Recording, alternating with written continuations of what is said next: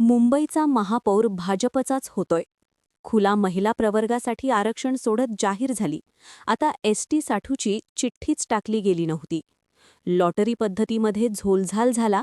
या सगळ्या गोष्टी एका बाजूला असल्या तरी भाजपचे यंत्र एकच सांगते की एकदा निर्णय झाला की झाला.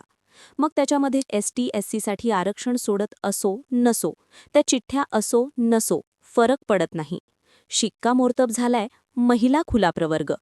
आता मुद्द्याला जर हात घालायचा जर ठरला तर गेल्या 2-4 दिवसांमध्ये एकनाथ शिंदेंनी जे हॉटेल पॉलिटिक्स खेळलं असू द्यात, किंवा मग महापौर पदासाठी अडून बसणं असू द्यात, किंवा स्थायी समितीसारखं पद घेणं असू द्यात, या सगळ्या गोष्टींवरून एकतर भाजपच्याही लक्षात आलंय की एकनाथ शिंदे सध्या 2 दगडींवर पाय ठेवतायत.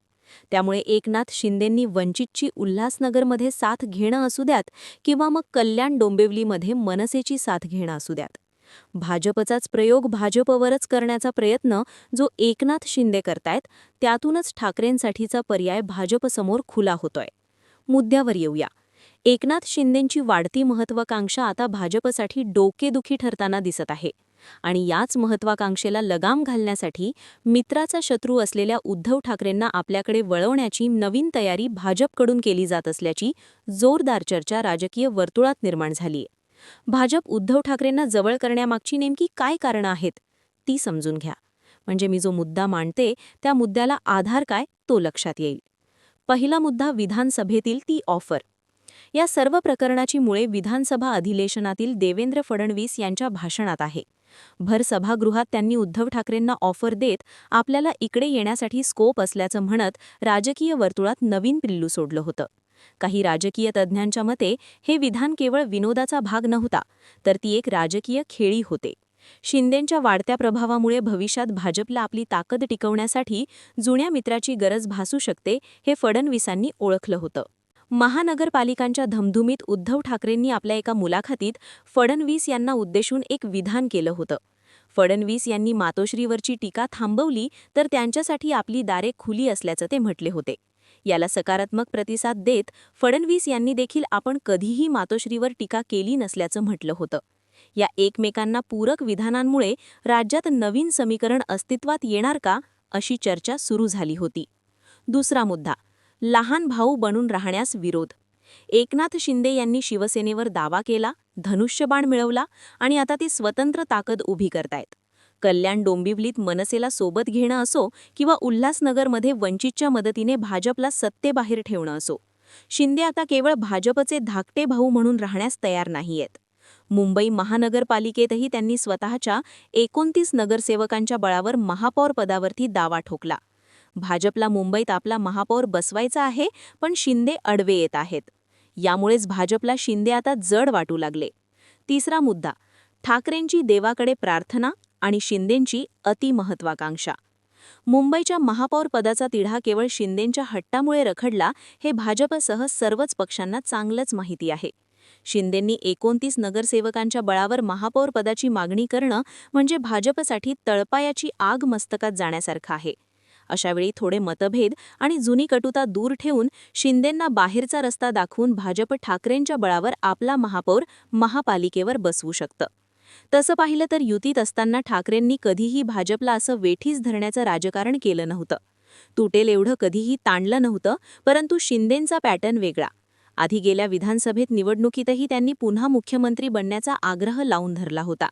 त्यामुळे निकाल लागून तसेच बहुमत मिळूनही देवेंद्र फडणवीस यांना आपल्या मुख्यमंत्री पदाच्या राज्याभिषेकासाठी बराच वेळ वाट बघावी लागली. त्यामुळे आता शिंदे भाजपच्या डोक्यात जाण्याइतके ताणून धरत असल्याचं अनेकांचं मत आहे. चौथा मुद्दा, फडणवीस ठाकरेंची म्युच्युअल गरज. शिंदेंचा लगाम ओढण्यासाठी भाजपला ठाकरेंची गरज भासते. भविष्यातील निवडणुकांमध्ये शिंदे जर जास्त जागा मागायला लागले किंवा भाजपच्या हक्काच्या जागांवर दावा सांगू लागले तर भाजप त्यांना ठाकरे नावाचा धाक दाखवू शकतं. दुसरीकडे भाजपला मुंबईत सत्ता हवीये. जर शिंदेंनी महापौर पदासाठी अडून धरलं किंवा पुढील 5 वर्षांच्या सत्ताकाळात पुन्हा शिंदेंचं नाराजी नाट्य समोर आलं तर भाजप तडजोड म्हणून ठाकरेंसोबत नवीन समीकरण मांडून त्यांच्या हातात ठेवू शकतं. पाचवा मुद्दा, हिंदुत्वाचा समान धागा. अजित पवार आणि महाविकास आघाडीतील विसंवाद पाहता उद्धव ठाकरेंनाही जाणवतंय की काँग्रेस आणि राष्ट्रवादी सोबत राहून त्यांना त्यांचे मूळ कट्टर हिंदुत्व मांडता येत नाहीये. दुसरीकडे फडणवीस हेही जाणतात की एकनाथ शिंदे हे मूळ शिवसेनेचा पूर्णपणे पर्याय ठरू शकलेले नाहीयेत. त्यामुळे मूळ शिवसेना आणि भाजप एकत्र येणं हे नैसर्गिक युतीचा पुनर्जीवन ठरू शकतं. मुद्दा नंबर 6. महायुतीतील अस्वस्थता. उल्हासनगरमध्ये शिंदेंनी भाजपला दिलेला धक्का फडणवीसांच्या जिव्हारी लागलाय.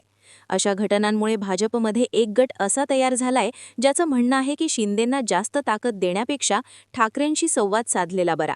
राजकारणात काहीही घडू शकतं असं म्हटलं जातं.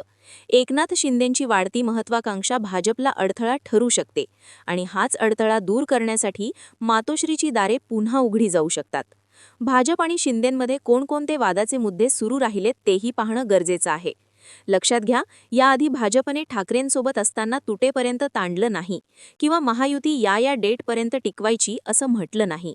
मात्र रवींद्र चव्हाणांनी शिंदेंसोबत आम्हाला 2 तारखेपर्यंत युती टिकवायची हे विधान करून टोकावर नेलं होतं. आता हे समजून घेऊयात. भाजप आणि शिंदेत कुठे कसं बिनसलं. 2024च्या विधानसभा निवडणुकीत महायुतीला मोठं यश मिळालं. भाजपने 132 जागा जिंकल्यामुळे मुख्यमंत्री पदावर त्यांनी दावा केला. परंतु एकनाथ शिंदे हे मुख्यमंत्री पदासाठी रुसून बसले. त्यांनी काही काळ नाराजी व्यक्त करत सातारा जिल्ह्यातील आपल्या गावी जाणं पसंत केलं होतं. परंतु मुख्यमंत्री भाजपचाच होणार हे स्पष्ट झाल्यावर त्यांना पुन्हा युतीत यावं लागलं. मुख्यमंत्रीपद मिळत नाही हे समजल्यावर शिंदेंनी पुन्हा गृहमंत्री पदासाठी आग्रह सुरू केला. मंत्रिमंडळ वाटपादरम्यान शिंदेंनी गृह खात्यासाठी आग्रह धरला होता. मात्र मुख्यमंत्री फडणवीस यांनी हे खाते स्वतःकडेच ठेवल्याने शिंदे गट नाराज झाला होता. देवेंद्र फडणवीस मुख्यमंत्रीपद सांभाळल्यानंतर शिंदे सरकारच्या काळातील काही कार्यपद्धती आणि अधिकारांमध्ये त्यांनी बदल केले होते. शिंदे मुख्यमंत्री असताना त्यांनी अनेक मर्जीतील अधिकाऱ्यांच्या नियुक्त्या केल्या होत्या. फडणवीस मुख्यमंत्री झाल्यावर त्यांनी 100 दिवसांचे लक्ष निर्धारित केलं आणि अनेक विभागांच्या कामांचे पुनरावलोकन सुरू केलं, ज्यामुळे शिंदेंच्या काही जुन्या नियुक्त्यांच्या कार्यक्षमतेवरच प्रश्नचिन्ह निर्माण झालं. शिंदे यांच्याकडे सध्या नगरविकास विभाग असला तरी महत्त्वाचे प्रकल्प आणि आर्थिक निर्णय घेताना मुख्यमंत्री कार्यालयाची संमती हे अनिवार्य करण्यात आली. एक प्रकारे शिंदेंचे पंख छाटण्याचे प्रयत्न भाजपकडून करण्यात येत होते. शिंदे गटाकडून लाडकी बहीण योजनेचे सर्व श्रेय घेण्याचा प्रयत्न झाला. मात्र फडणवीस मुख्यमंत्री झाल्यावर त्यांनी या योजनांच्या जाहिरातींमध्ये बदल करून त्या महायुतीच्या नावाने प्रसिद्ध करण्याचे धोरण राबवले. महापालिका निवडणुका लांबणीवर पडल्या असताना शिंदेंनी प्रशासकांमार्फत जे निर्णय घेतले होते त्यातील अनेक आर्थिक तरतुदींना नवीन सरकारने स्थगिती देऊन नव्याने छाननी सुरू केली. यासोबतच तानाजी सावंत आरोग्यमंत्री असताना त्यांनी वैद्यकीय क्षेत्रातील दिलेले तब्बल 3,000 कोटींचे कंत्राटं भाजपने रद्द करून आधीच्या कंत्राटांची चौकशी लावली. थोडक्यात भाजपला आता शिंदे म्हणजे धोक्याची घंटा वाटू लागलीयत. ज्या पद्धतीने शिंदे दिवसेंदिवस आपली महत्त्वाकांक्षा वाढवत आहेत ते बघता शिंदेपेक्षा ठाकरे परवडले असं भाजपला आता वाटू लागले. या सगळ्या घडामोडींकडे तुम्ही कसं पाहता कमेंट सेक्शनमध्ये जरूर व्यक्त व्हा. अशाच माहितीपूर्ण व्हिडिओसाठी आपलं चॅनल आवर्जून सबस्क्राईब करा. मला हेही सांगा की भाजपला शिंदे परवडतील की ठाकरे परवडतील. 25 वर्ष ठाकरे आणि भाजप यांची युती टिकली होती. मात्र इथे शिंदेंसोबत 5 वर्षाचं तुटतंय की जुळतंय असे लोकांना धाकधूक आहे. आता या दोन्ही गोष्टींमध्ये ठाकरेंनी भाजपसोबत गेलं पाहिजे की भाजपनं शिंदे सोडून ठाकरेंसोबत आलं पाहिजे.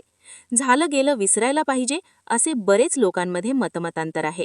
तुमचं मत कमेंट करा आणि सबस्क्राईब करायला विसरू नका.